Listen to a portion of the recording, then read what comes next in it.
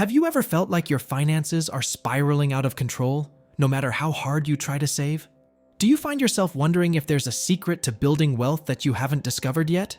What if I told you that the answers to your financial struggles have been hiding in plain sight for thousands of years? Hello, dear friends. Welcome to our channel. Today, we're going to explore a fascinating topic: how the timeless wisdom of the Bible can guide us in our financial decisions and teach us how to save and spend wisely. Get ready for a journey that will transform the way you think about money and empower you to take control of your financial future. Before we dive into this topic, don't forget to like and subscribe to the channel. Your participation helps us spread this transformative message to more people. Let's get started. Let's dive into the world of biblical financial wisdom and discover how these ancient principles can revolutionize your approach to saving and spending in today's modern world. Have you ever stopped to consider why so many people struggle with money despite earning a decent income? It's not always about how much you make, but how wisely you manage what you have. The Bible, believe it or not, has a lot to say about this. It's like a treasure trove of financial wisdom waiting to be unlocked. Imagine for a moment that you had a foolproof system for managing your money. A system that not only helped you save, but also aligned with your values and brought you peace of mind. Sounds too good to be true? Well, that's exactly what we're going to explore today. You see, the principles we're about to discuss aren't just arbitrary rules. They're timeless truths that have guided countless individuals to financial stability and even prosperity. And the best part? They're accessible to everyone, regardless of your current financial situation. Now you might be thinking, wait a minute, what does an ancient text have to do with my modern financial challenges? That's an excellent question, and I promise you, by the end of this video, you'll be amazed at how relevant and practical these biblical principles are for your life today. So, are you ready to embark on this journey of financial discovery? Are you prepared to challenge your assumptions about money and learn a new way of thinking about saving and spending? Great, let's get started. First, let's talk about the importance of saving and spending wisely. You know, it's easy to get caught up in the day-to-day expenses and forget about the bigger picture. But the Bible reminds us of the value of planning for the future. Proverbs 21:20 says, "The wise store up choice food and olive oil, but fools gulp theirs down." This verse isn't just about food, it's a principle that applies to all our resources. Think about it. When we save, we're essentially storing up resources for future needs. It's like we're creating a safety net for ourselves and our loved ones. This isn't about hoarding or being stingy. It's about being responsible stewards of what we've been given. But why is this so important? Well, life is unpredictable. We never know what challenges or opportunities might come our way. By saving wisely, we're preparing ourselves for both the ups and downs of life. It's like building a strong foundation for a house. It might take more time and effort up front, but it pays off in the long run. Now let's break this down into practical terms. Saving isn't just about putting money aside. It's about creating a buffer between you and life's uncertainties. Imagine if you suddenly lost your job or faced an unexpected medical expense. Without savings, these situations could be devastating. But with a solid savings plan in place, you can face these challenges with confidence. Moreover, saving isn't just about preparing for emergencies. It's also about creating opportunities for yourself. Maybe you dream of starting your own business, buying a home, or furthering your education. These goals require financial resources, and by saving consistently, you're making these dreams possible. But here's where many people get stuck. They think saving means depriving themselves of all enjoyment in the present. Nothing could be further from the truth. Biblical wisdom teaches us about balance. It's not about never enjoying your resources. It's about using them wisely and in moderation. Consider the words of Ecclesiastes 5:18-19. "This is what I have observed to be good, that it is appropriate for a person to eat, to drink, and to find satisfaction in their toilsome labor under the sun during the few days of life God has given them, for this is their lot. Moreover, when God gives someone wealth and possessions, and the ability to enjoy them, to accept their lot, and be happy in their toil, this is a gift of God." This passage reminds us that it's okay, even good, to enjoy the fruits of our labor. The key is finding the right balance between saving for the future and enjoying the present. It's not an either-or situation. It's about finding harmony between the two. So, how do we strike this balance? It starts with understanding the difference between needs and wants. We live in a consumer-driven society that constantly bombards us with messages about what we need to buy to be happy, successful, or fulfilled. But true contentment doesn't come from accumulating more stuff. It comes from aligning our spending with our values and priorities. This brings us to an important principle, the concept of stewardship. In the biblical context, stewardship means recognizing that everything we have ultimately comes from God, and we are responsible for managing these resources wisely. This perspective can radically change how we approach our finances. When we view our money and possessions through the lens of stewardship, we start to ask different questions. Instead of, "What do I want to buy?" we begin to ask, "How can I use these resources in the best possible way?" This shift in thinking can lead to more intentional and purposeful financial decisions. Now, let's get practical. How can we apply these principles of saving and wise spending in our daily lives? Here are some strategies to consider. Create a budget. This is the foundation of any sound financial plan. A budget helps you understand where your money is going and allows you to make intentional decisions about your spending. Start by tracking all your expenses for a month. You might be surprised to see where your money is actually going. Prioritize saving. Once you have a clear picture of your expenses, make saving a priority. Treat it like any other important bill. Pay yourself first by setting aside a portion of your income for savings before allocating money for discretionary expenses. Set financial goals. Having clear, specific goals can motivate you to save and spend wisely. Whether it's building an emergency fund, saving for a down payment on a house, or planning for retirement, having concrete goals gives purpose to your saving efforts. Practice contentment. This is a key biblical principle that can transform your approach to money. 1 Timothy 6:8 says, "But godliness with contentment is great gain, for we brought nothing into the world, and we can take nothing out of it. But if we have food and clothing, we will be content with that." When we learn to be content with what we have, we're less likely to overspend on things we don't really need. Avoid debt. The Bible has a lot to say about debt, and much of it is cautionary. Proverbs 22:7 states, "The rich rule over the poor, and the borrower is slave to the lender." While some debt, like a mortgage, might be necessary, it's wise to avoid consumer debt as much as possible. If you do have debt, make a plan to pay it off as quickly as you can. Give generously. This might seem counterintuitive when we're talking about saving, but giving is an important part of biblical financial wisdom. Proverbs 11:24-25 says, "One person gives freely, yet gains even more. Another withholds unduly, but comes to poverty. A generous person will prosper. Whoever refreshes others will be refreshed." Giving helps us maintain a healthy perspective on money and can bring joy and fulfillment. Seek wisdom. Don't be afraid to ask for advice or learn from others who have experience in managing finances wisely. Proverbs 15:22 reminds us, "Plans fail for lack of counsel, but with many advisors they succeed." Now, let's dive deeper into each of these strategies and explore how we can implement them in our daily lives.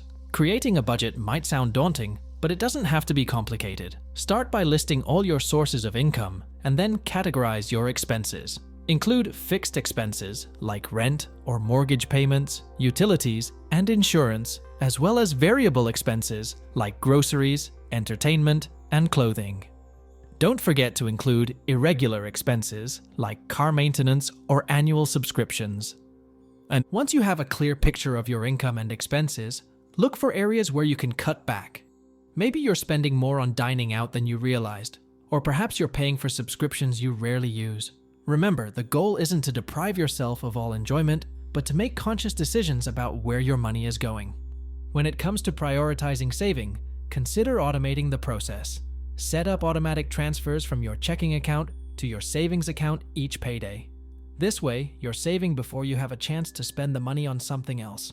Even small amounts can add up over time, so don't be discouraged if you can only save a little at first. The important thing is to start the habit. Setting financial goals is crucial because it gives direction to your saving efforts. Short-term goals might include building an emergency fund or saving for a vacation.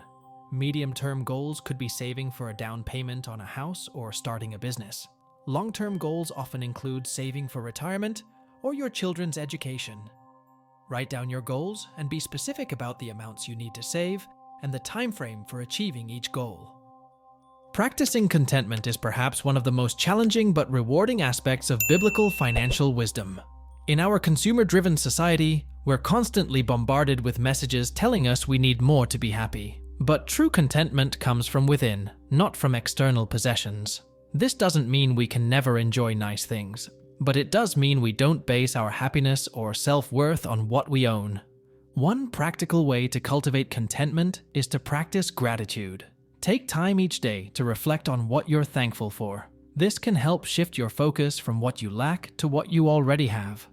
Another strategy is to implement a waiting period before making non-essential purchases. If you see something you want, wait for 24 hours or even a week before buying it. Often, you'll find that the urge to buy passes, saving you money and reducing clutter in your life. Avoiding debt is another key principle of biblical financial wisdom. While some debt, like a mortgage or student loans, might be necessary investments in your future, consumer debt can be a significant obstacle to financial stability. If you currently have debt, make a plan to pay it off. You might consider the debt snowball method, where you pay off your smallest debts first to build momentum, or the debt avalanche method, where you focus on the debts with the highest interest rates first. To avoid accumulating new debt, try using cash or a debit card for purchases instead of credit cards. If you do use credit cards, pay off the balance in full each month. And before making any large purchases, ask yourself if it's something you really need and if you can truly afford it without going into debt. Giving generously might seem counterintuitive when you're trying to save money, but it's an important part of biblical financial stewardship. Giving helps us maintain a healthy perspective on money and reminds us that our resources are meant to be used for more than just our own benefit. Start by setting aside a portion of your income for giving, even if it's a small amount at first. As your financial situation improves, you can increase your giving. Remember, giving doesn't always have to be monetary. You can also give of your time and talents. Volunteering for a cause you care about or using your skills to help others can be just as valuable as financial contributions. Seeking wisdom is crucial in managing your finances effectively. This can involve educating yourself about personal finance through books, podcasts, or reputable online resources. It might also mean seeking advice from financial professionals or mentors who have experience in managing money wisely. Don't be afraid to ask questions and learn from others' experiences. Now let's address some common challenges you might face as you implement these strategies for saving and spending wisely. One common obstacle is the feeling of overwhelm. When you first start looking at your finances in detail, you might feel discouraged by the gap between where you are and where you want to be. Remember, financial stability is a journey, not a destination. Every small step you take towards better money management is progress. Celebrate these small victories along the way. Another challenge is dealing with unexpected expenses. This is where having an emergency fund becomes crucial. Aim to save 6 months of living expenses in an easily accessible savings account. This can provide a buffer against job loss, medical emergencies, or other unforeseen circumstances. You might also struggle with lifestyle inflation as your income increases. It's natural to want to improve your standard of living as you earn more, but be cautious about increasing your expenses at the same rate as your income. Instead, use income increases as an opportunity to boost your savings or accelerate debt repayment. Peer pressure and social expectations can also make it difficult to stick to your financial goals. You might feel pressured to keep up with friends' spending habits or to maintain a certain lifestyle. Remember, true friends will understand and respect your financial goals. Be honest about your priorities, and don't be afraid to suggest less expensive alternatives for social activities. Another common challenge is dealing with financial disagreements in relationships. If you're married or sharing finances with a partner, it's crucial to be on the same page about financial goals and priorities. Regular, open communication about money matters can help prevent conflicts and ensure you're working together towards shared financial goals. Now, Let's explore how these biblical principles of saving and spending wisely can be applied to some specific financial situations you might encounter. First, let's consider the challenge of saving for retirement. This can seem daunting, especially if you're just starting out in your career or if you've gotten a late start on retirement savings. The biblical principle of stewardship reminds us to plan for the future. Proverbs 6:8 says, "Go to the ant, you sluggard. Consider its ways and be wise. It has no commander, no overseer or ruler, yet it stores its provisions in summer and gathers its food at harvest." To apply this principle, start by taking advantage of any employer-sponsored retirement plans like a 401k, especially if your employer offers matching contributions. This is essentially free money.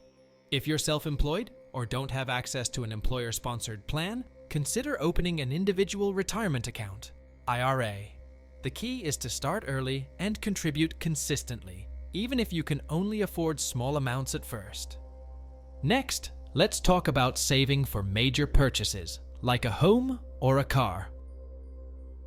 The biblical principle of patience is relevant here. Ecclesiastes 7:8 tells us, "The end of a matter is better than its beginning, and patience is better than pride." In financial terms, this might mean delaying gratification and saving up for a larger down payment, rather than rushing into a purchase with minimal savings. For example, if you're saving for a home, aim to save at least 20% of the purchase price for a down payment. This can help you avoid private mortgage insurance and secure better loan terms. To reach this goal, you might need to make some sacrifices in the short term, like living in a less expensive rental or cutting back on discretionary spending. But the long-term benefits of entering home ownership on a solid financial footing can be well worth the wait. When it comes to saving for your children's education, the principle of planning ahead applies. Proverbs 13:22 says, "A good person leaves an inheritance for their children's children." While this verse isn't specifically about education savings, it emphasizes the importance of thinking beyond our immediate needs to provide for future generations. Consider opening a 529 college savings plan or a Coverdell education savings account. These accounts offer tax advantages for education savings.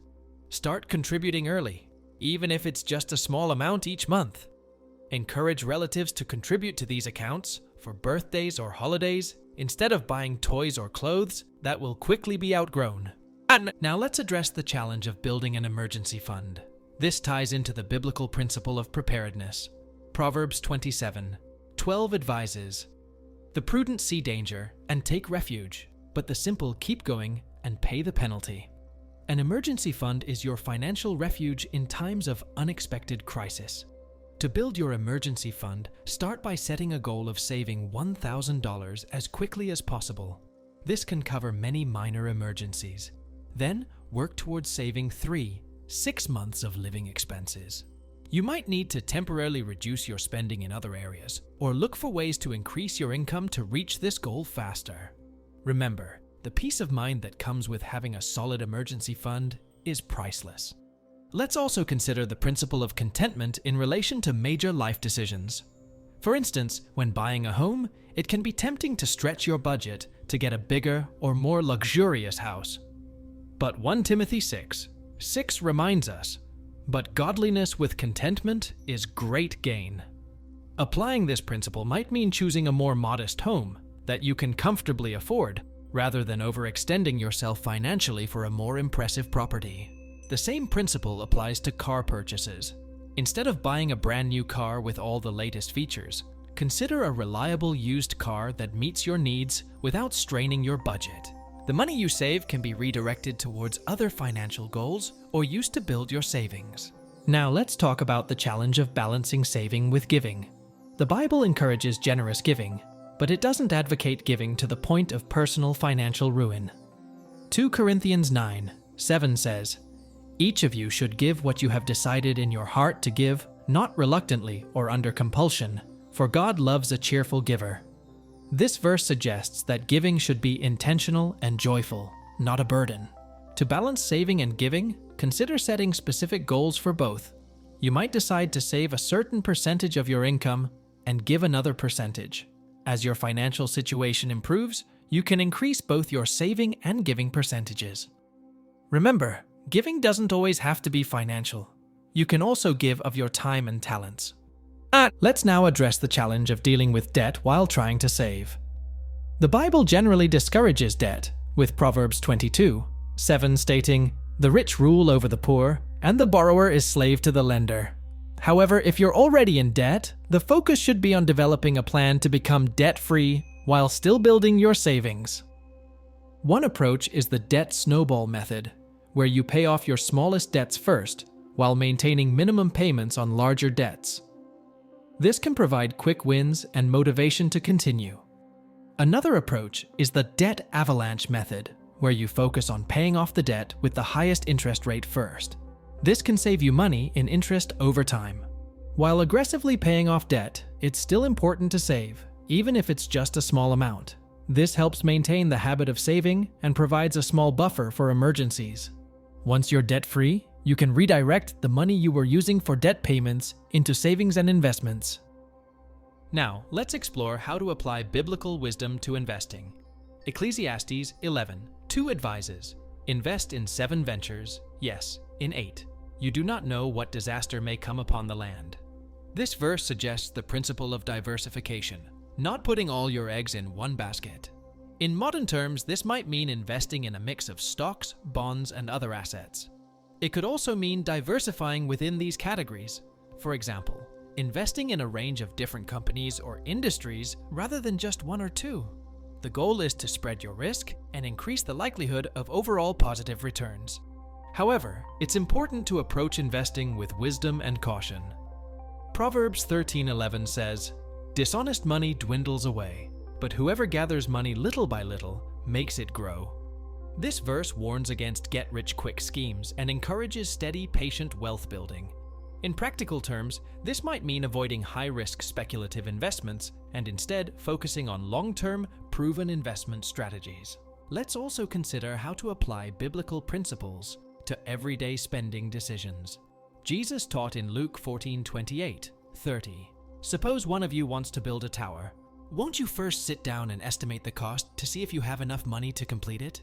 For if you lay the foundation and are not able to finish it, everyone who sees it will ridicule you, saying, 'This person began to build and wasn't able to finish.'" This parable emphasizes the importance of planning and budgeting. Before making any significant purchase or financial commitment, take the time to carefully consider the full cost and whether it aligns with your overall financial goals. This might mean creating a detailed budget for a home renovation project, or carefully considering the long-term costs, not just the purchase price, when buying a car. Now, let's address the challenge of teaching children about wise money management. Proverbs 22:6 advises, "Start children off on the way they should go, and even when they are old, they will not turn from it." This principle applies to financial education as well. You can start teaching children about money from a young age. For younger children, this might involve using clear jars for saving, spending, and giving to make the concept more tangible. For older children, you might help them open a savings account and teach them about interest. Encourage them to save a portion of any money they receive as gifts or earn from chores or part-time jobs. It's also important to model good financial habits for your children. Let them see you making thoughtful spending decisions, saving regularly, and giving generously. Involve them in age-appropriate financial discussions and decision-making processes. This hands-on experience can be invaluable in preparing them for their own financial futures. Let's now consider how to apply biblical wisdom to career and income decisions. Colossians 3:23 says, "Whatever you do, work at it with all your heart, as working for the Lord, not for human masters." This verse encourages us to approach our work with diligence and integrity, regardless of our specific job or income level. In practical terms, this might mean continually developing your skills and seeking ways to add value in your current role. It could also mean exploring opportunities for additional income streams, such as a side business or freelance work, to support your financial goals. However, be cautious about pursuing additional income at the expense of your primary responsibilities or your health and relationships. Now, let's address the challenge of maintaining financial discipline in a culture of instant gratification. The Bible often speaks about the value of patience and self-control. Galatians 5:22-23 lists self-control as one of the fruits of the Spirit. And Proverbs 25:28 warns, like a city whose walls are broken through is a person who lacks self-control. In financial terms, self-control often means delaying gratification, choosing to save or invest money now rather than spending it on immediate wants.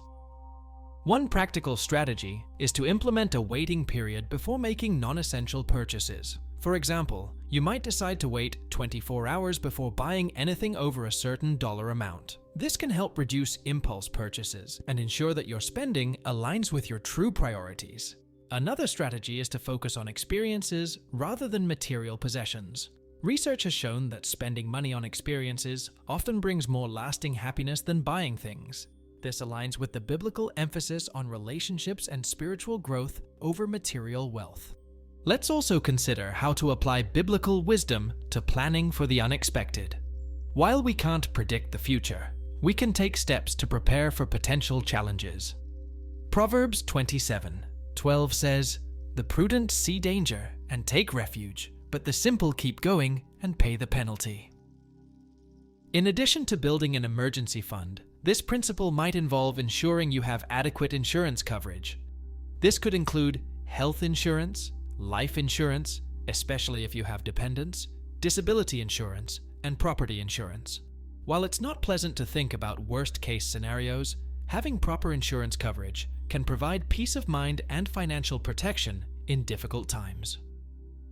Now let's address the challenge of contentment in a world of constant comparison. Social media and advertising can make it easy to feel like we never have enough. But 1 Timothy 6:8 reminds us, "But godliness with contentment is great gain. For we brought nothing into the world, and we can take nothing out of it. But if we have food and clothing, we will be content with that." Practicing contentment doesn't mean never improving your financial situation or enjoying nice things. Rather, it's about finding joy and satisfaction in what you have, rather than constantly striving for more. One practical way to cultivate contentment is to regularly practice gratitude. Take time each day to reflect on and give thanks for what you have. Not just material possessions, but also relationships, experiences, and opportunities. Another strategy is to limit your exposure to advertising and social media that triggers feelings of discontent. Instead, surround yourself with people and influences that encourage wise financial choices and align with your values. Let's now consider how to apply biblical wisdom to long-term financial planning. Proverbs 13:16 says, "All who are prudent act with knowledge, but fools expose their folly." In financial terms, this might mean taking the time to educate yourself about personal finance and seeking professional advice when needed.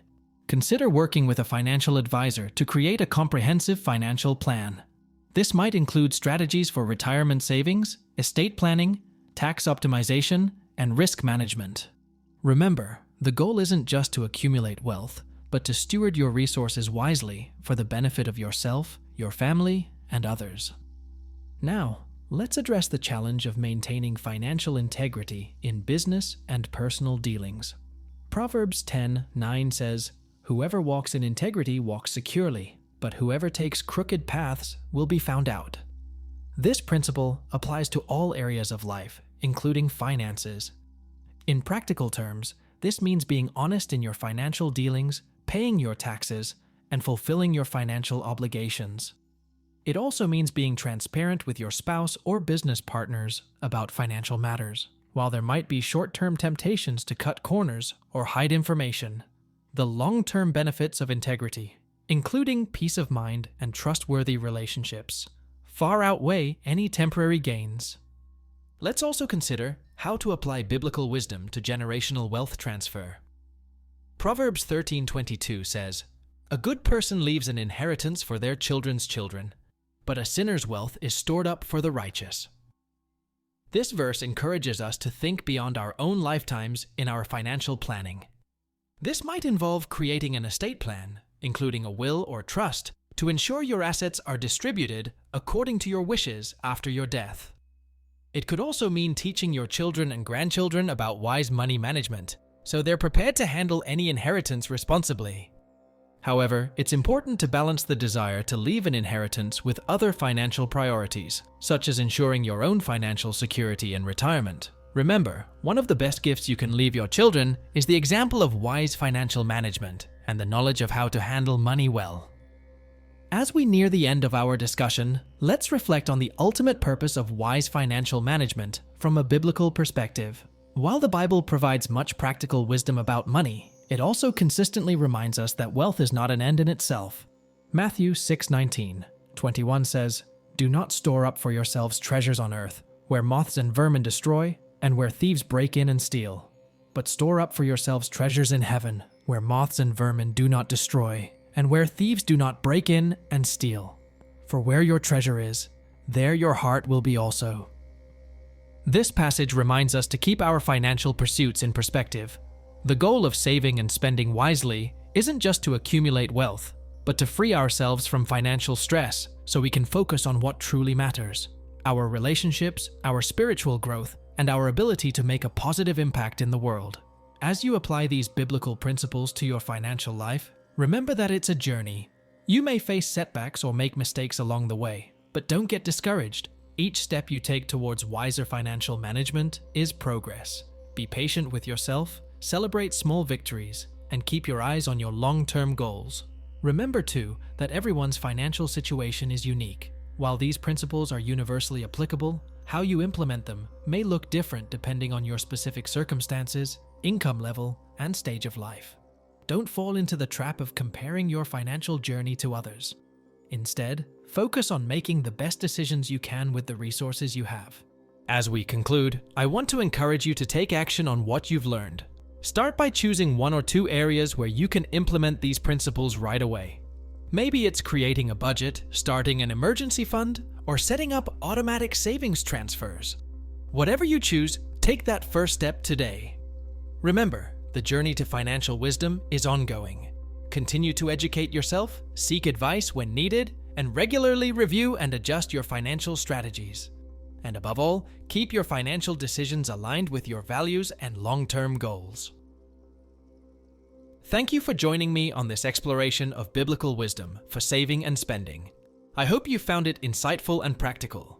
If you have any questions or would like to share your own experiences with applying these principles, please leave a comment below. And if you found this video helpful, don't forget to like, subscribe, and share it with others who might benefit. In our next video, we'll be diving into how to invest with biblical purposes. We'll explore what the Bible says about investing and how we can align our investment strategies with our faith and values. It's going to be an exciting and informative discussion, so make sure you're subscribed and have your notifications turned on so you don't miss it. Until then, may you be blessed with wisdom and discernment in all your financial decisions. Remember, every small step towards better financial management is progress. You've got this. Take care, and I'll see you in the next video.